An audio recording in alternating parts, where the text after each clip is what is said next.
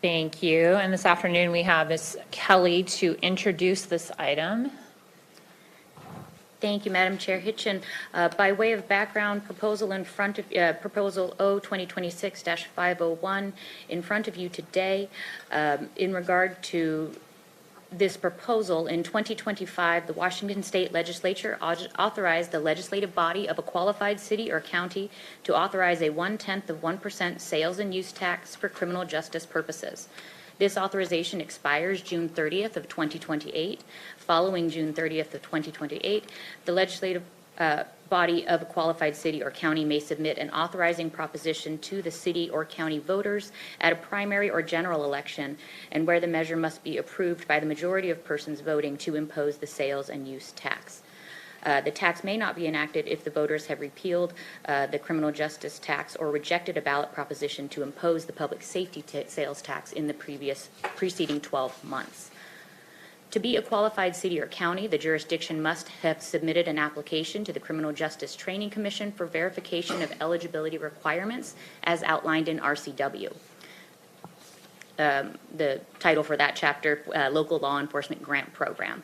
The Pierce County Sheriff's Office has completed their application to the CJTC. That was completed on January 21st of this year. A jurisdiction does not have to be awarded grant dollars to enact the sales tax, but the eligibility criteria to qualify for the law enforcement grant award and to be able to authorize the tax are the same.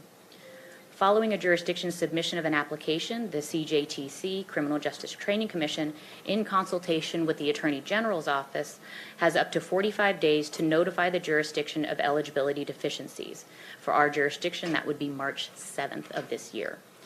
If the jurisdiction receives a notice of deficiency from the Criminal Justice Training Commission, the tax may be enacted conditionally, and the jurisdiction may subsequently submit documentation remedying deficiencies.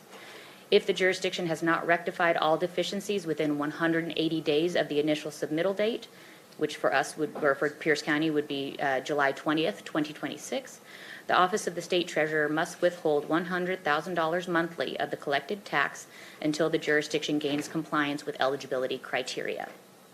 This tax is stackable and does not contain a sharing requirement with cities. Pursuant to RCW, monies from this tax must be expended for criminal justice purposes, which is defined in the RCW as activities that substantially assist the criminal justice system, which may include circumstances where ancillary benefit to the civil justice and behavioral health systems occur. Jurisdictions that impose the tax must report annually to the Washington State Association of Counties on how the monies were expended. The proposal before you today is in response to O 2025-568S2, which is the budget trailer ordinance in which the council requested the executive's office to present a proposed ordinance to impose the 0.1% sales tax as authorized. The ordinance requested a spending plan for the new revenue, where the majority would be directed towards sustaining core operations, mandated services, and existing operations.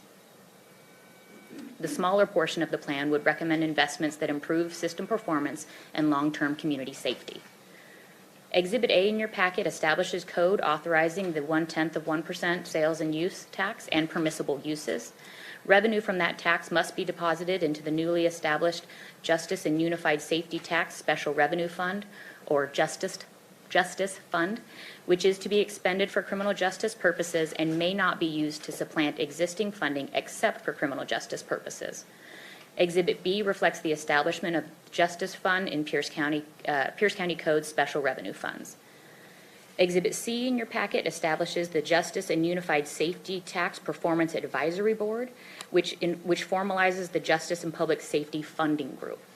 This advisory board will develop performance metrics in consultation with the Performance Audit Committee to guide county investments and recommend expenditures from the Justice Fund. Performance metrics and funding recommendations must come to the council for review and approval. The Finance Department, in consultation with the advisory board and in accordance with RCW, must submit an annual report regarding how the entirety of the funding was expended.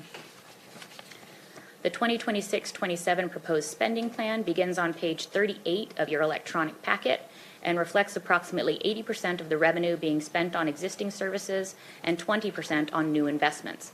The spending plan was developed and agreed upon by the Justice and Public Safety Fund Group participants, which met between October and December of 2025, and who are present or represented in chambers today.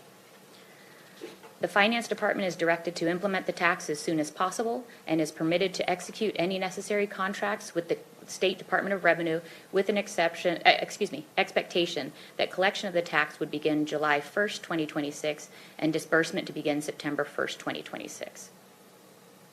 Fiscal and community impact notes are included in your packet with a projected revenue of approximately $35 million in this biennium. As of today, King County and City of Kent have received approval for their sales and use tax authorization and enacted the tax. 25 jurisdictions have enacted the tax pending CJTC certification, verification of their authorization. That includes Clark, Jefferson, Skagit, and King counties. And the City of Tacoma is the only Pierce jurisdiction to have enacted the tax thus far.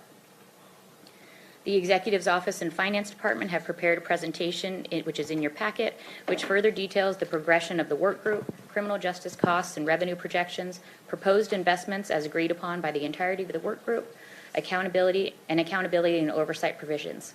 With that, Madam Chair, I conclude my briefing, and thank you.